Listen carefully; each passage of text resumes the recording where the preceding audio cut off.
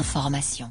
Mpianatra miisa 300 mahery no navoaka tamin'ny fomba ofisialy teto amin'ny Madagasikara Espace Androany. Mpianatra nandrato ny fianarana mikasika ny paramédicaux izay ahitana mpampivelona sy infirmiera. Andian'ny fahavalo ireto navoaka ireto izay misalotra ny anarana tiavo. Na feno ny fehipetra rehetra ahazonany mari-pahaizana lisansa avokoa ireto mpianatra ireto ka izao notolorana mari-pahaizana izao. Efa betsaka ireo toeram-pitsaboana sy hôpitalim-panjakana no mangataka sahady mpianatra avy eto anivon'ny sekoly ambony Ismatek hiasa ao amin'izy ireo.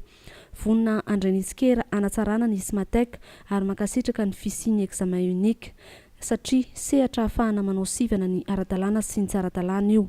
Marina fa efa tamin'ny volana novambra lasa teo ny fidirana ho an'ny andiany manaraka. Manazava misimisy kokoa Ramatoa Sibel Rafeny Manatsoa, tale jeneraly ny Ismatek. Ity andiany navoaka teto Androany ity moa zany dia ny andiany fahavalo ao amin'ny sapam-pifanana paramédical, nisy ny sage-femme sy ny infirmière. Ary koa moa zany tamin'ny heriny nisy ny autre département, nisy ny gestion, ny agro, ny BTP, ny formation enseignante ary ny diplomatie et communication. Andiany fahavalo moa izy ireo zany. Niavaka ity promotion ity satria enjakenjana ny fanomanana ny famoahana ny zareo. Nefa moa tetỳ amin'ny farany na feno ny fepetra rehetra azahoana ny diplôme licence daholy izy rehetra ireo. Aoriana fianarana moa zany dia niasa. Tsy ela dia efa mahita asa ilay ankizy satria nandritra ny 3 taona niofanana zany dia be dia be ireo orinasa efa mangataka sady ny idiran'izy ireo hiasa any aminy.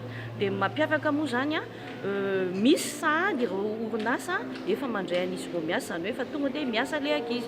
Misy kosa moa zany ny vonona nangana orinasa miaraka amin'ny efa matianina miaraka amin'izy ireo, ohatra hoe hanao fikambanana kely.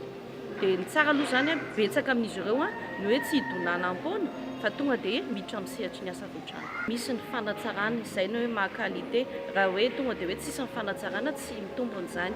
Rehefa misy ny tsikera izay eto amin'ny Ismatek dia vonona andray ny tsikera ho fanatsarana. Dia eto koa zay zany dia manao fisaorana ny ministera amin'ilay fisian'ny examen unique. Anisan'ny sehatra anankiray izy io ahafahana manao sivana. Dia izay zany vonona hiatrika an'izany examen unique karakarain'ny fanjakana zany, na eo amin'ny infrastructure zany na eo amin'ny sehatry ny mpampianatra. Madagascar Information vous remercie pour votre visite.